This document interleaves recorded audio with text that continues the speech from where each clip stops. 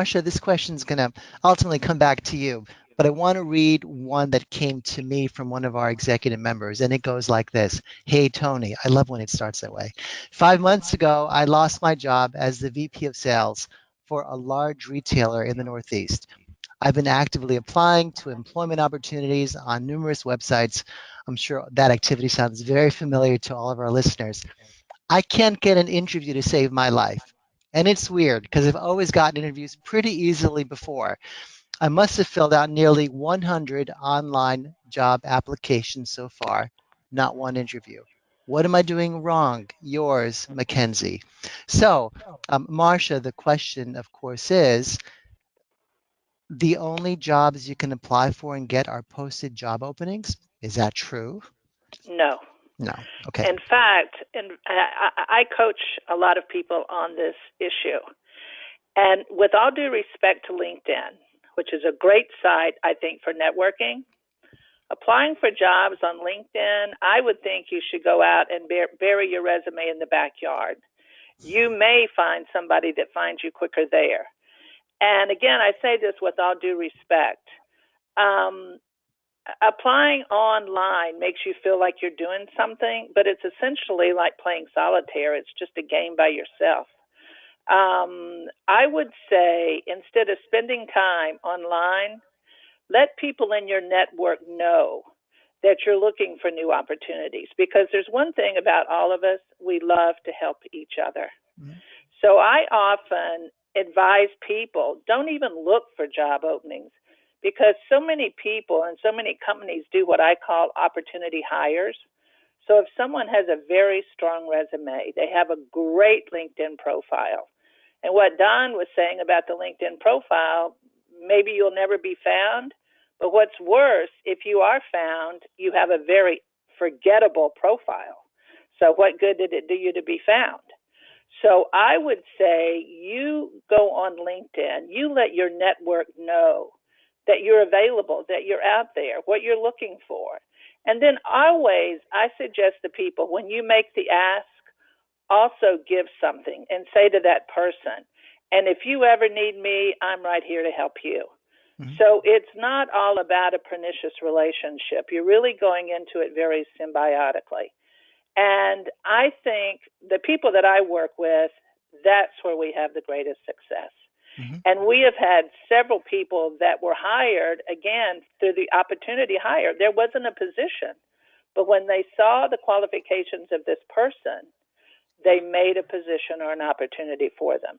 So when you're applying on job, you're just going into the headwinds. I mean, when you're applying online, you're going into the headwinds.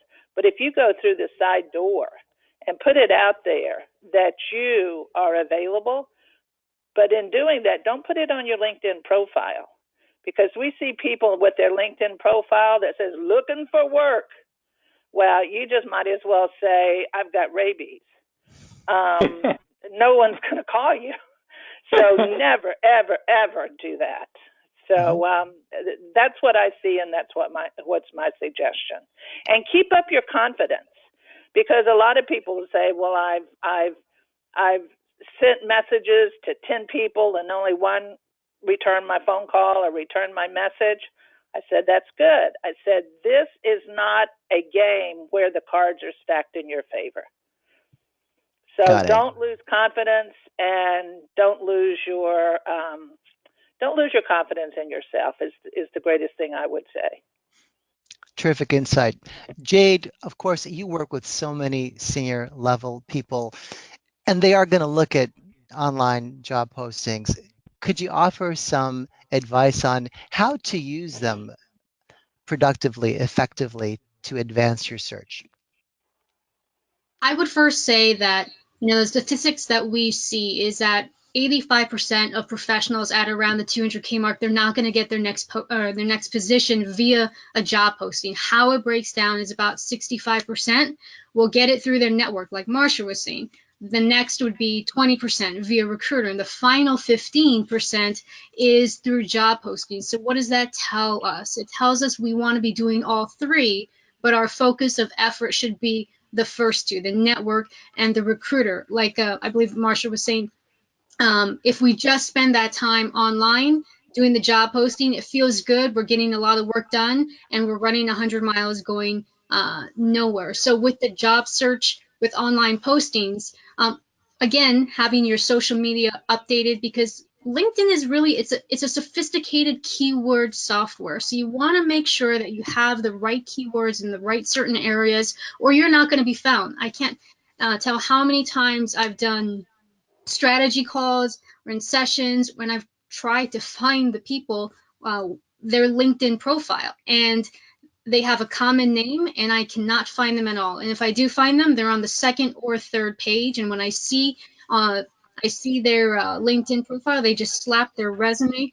right onto it. And that's not how to do it. So if you're going to do the online, really make sure that you're search optimized. And two, with the resumes, what I see a lot is, executives, they have these fancy resumes with these two columns, and what happens if you go through keyword softwares, those columns, they jumble up the words and it doesn't make it through. So if you keep applying with that same resume, you're not going to get through the gatekeeper. And at the same time, you want to make sure it's centered around your value, but you're keyword optimized for what they're looking, or you're not going to get through the electronic gatekeeper. So I hope that helps.